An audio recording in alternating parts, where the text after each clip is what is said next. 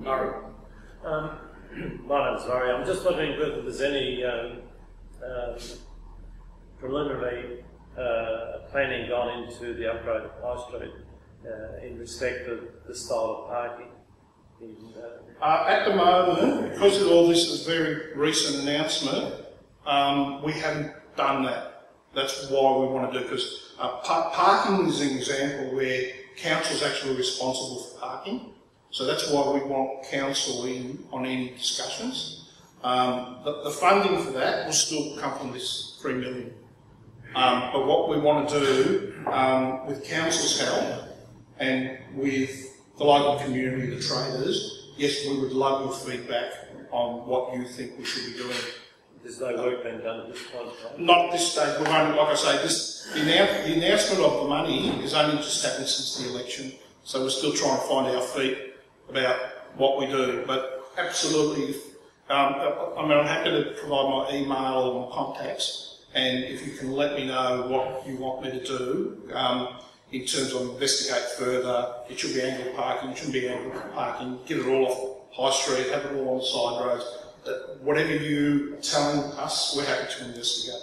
All right, thank you. Sam, I think some of that actually was done during the urban design framework workshop by council. Yep. So there were a few of us there that participated in that project, and it has been up on the internet since 2010, and hopefully the 3 million can help to actually activate some of that urban design framework. Yep, I'm absolutely open to that. Yeah. Brenda Platt, you talked a lot about alleviating the traffic flow through High Street, Drysdale, but my concern is the Jet Road. As you probably know, it's a huge growth corridor with all the estates along there. That road is going to be, according to what you said, they're feeding into the bypass, as well as feeding into Woodallington Road, as well as feeding into Grub Road. So I'm wondering what your idea is there to manage that volume of traffic. Yeah. So you're talking about this intersection here? Yes. Yeah. Yes. At the moment, that's the only way to get to Woodallington Road. Yeah. So if there's other options that you investigate, I'd be interested. Yeah. What we're actually looking at, I mean, we've really got 3 basic options with any intersection, right? And that's roundabout, traffic signals, and interchange, the kind of stuff you see on freeways. So what we're looking at that intersection, which one of those will actually serve best. Okay? So at the moment, I think we've eliminated traffic signals because you're going to have 5 legs coming into it. I think at this early stage, we've basically looked at traffic signals. We don't think it's going to be traffic signals. But that work as to whether it should be sort of a freeway, just to get over that intersection, whether that should be a freeway, and then you turn off if you want to come to Drysdale or Jetty Road. That's the thing we're looking at right now. It's more the traffic flow from Jetty Road to Port Wellington Road. Most of those people I would suggest would be travelling to Geelong. So you're talking about that? Yes. Yeah. That road at the moment is not being looked at to be fixed, let's say. The road itself, we're concentrating on the intersection. So that road, Jetty Road, is actually a council road, but it's not being considered. The road itself, whether that needs widening or whatever, is not being considered part of the bypass. What we're looking at is only its interaction at that intersection. Right? But again, I'm happy to talk to council and say, council, are you getting the same messages I'm getting that Jetty Road itself needs some work? I'm happy to pass on. I think the study needs to be done because the build-up there is huge. Yeah. Every time. Yeah.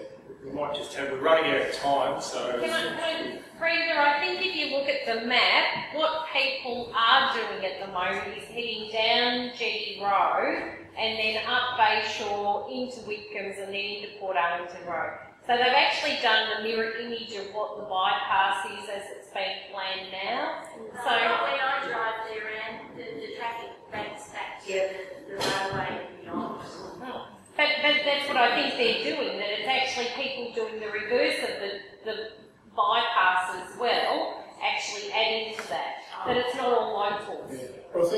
also there are plans to have another road come out here and connect down here. It's outside the plan, sorry. I think that's the point. It's not just the options at the intersection. Yeah. Speeding traffic, traffic away. So as part of this residential development, there's a new road being planned that will come out somewhere along here.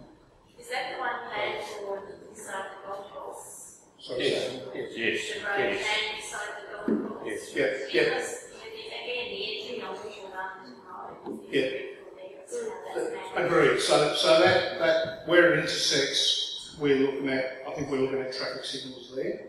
But what it'll do, again, it gives people two options, and over time, those two options will balance out. But so, is there a possibility that where the rail trail is, the lights there might be moved down to Livingston Road? Otherwise, you may have two sets of lights that's very close proximity. Yeah. That's an excellent question. I'd love for you to email me or ask that question again, but unfortunately my map ends there. I'm sorry about that. I'm happy to look at it. That's what I was interested, because you've talked about population growth in Drysdale, Clifton Springs, Yeah. but you've got to include the little snap because it's all connected. Yeah, no, I agree. I agree. I think once again the key issue, Sam's offered his email. I think it's important that we make use of it. I mean, the VicRoads have offered the opportunity in terms of consultation.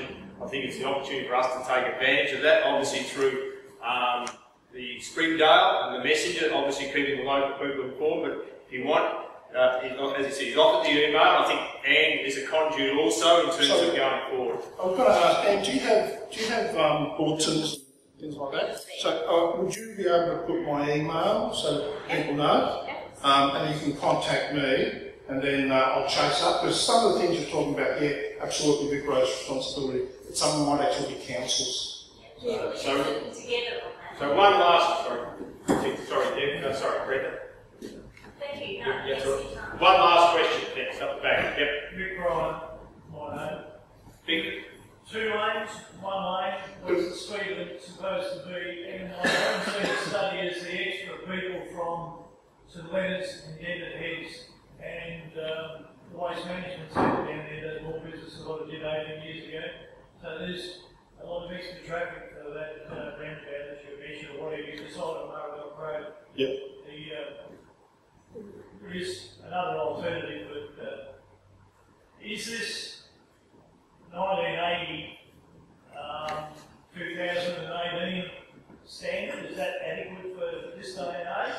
Or are we just following through with something that started a long period of time that may not be adequate for this period of time? Well, the $500,000 I spoke about before was to answer that question, whether what we decided in 1980 was actually still valid. So that's what we're doing now. We're actually trying to answer that question. So at the moment, we haven't decided what those intersections, well, number one, we haven't actually decided which intersections, but what I'm hearing almost intuitively is something at Murray Road is actually required. Otherwise, you're not going to get everyone out that actually wants to stay out. So that $500,000 I spoke about is to actually answer that question. What we did in 1980s, is that still valid? Do we need more? Do we need less? What do we need with those connections? 1 lane, 2 lanes? At the moment, it's 1 lane in each direction. That's what the footprint had allowed for. And if you imagine 1 lane in each direction, will probably give you a capacity of about 15 to 18,000 vehicles per day. Because you won't have shops, residential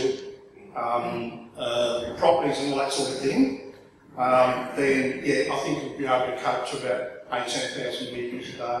So I think we'll get at least 25 to 30 years out of what we're doing. Peak period seems to be the problem. They actually here before we get the ramp Yep. to Jetty Road. We all try to go through Drysdale at a time when you don't need that traffic.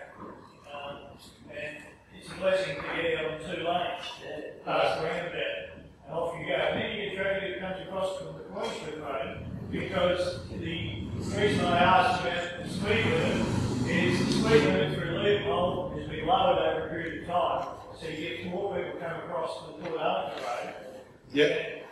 And that sort of situation is going to happen here if you only have one lane in each direction. Yep.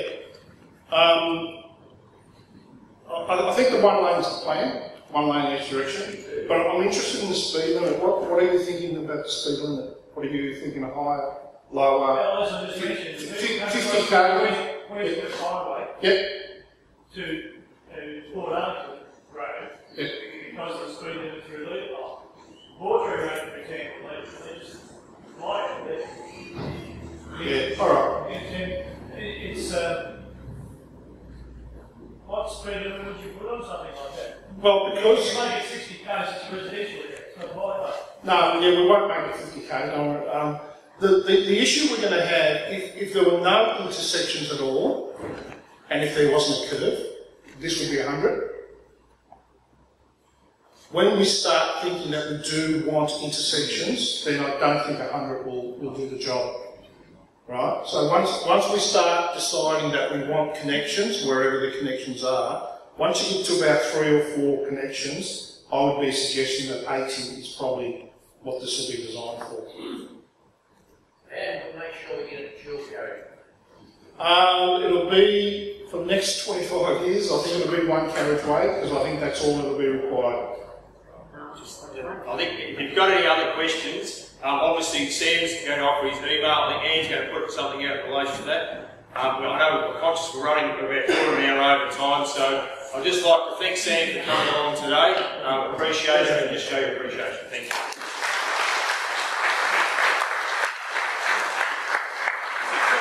I just want to say very quickly, when you give a talk like this and there's no questions, you wonder whether you've given the talk to the right people. So those questions are fantastic. Well, thank you all for coming here so well. Thank you. If you'd like something else for breakfast, some more toast, some more coffee, some more chat, we'd love you to stay on. Sam will hopefully be here for a little bit longer.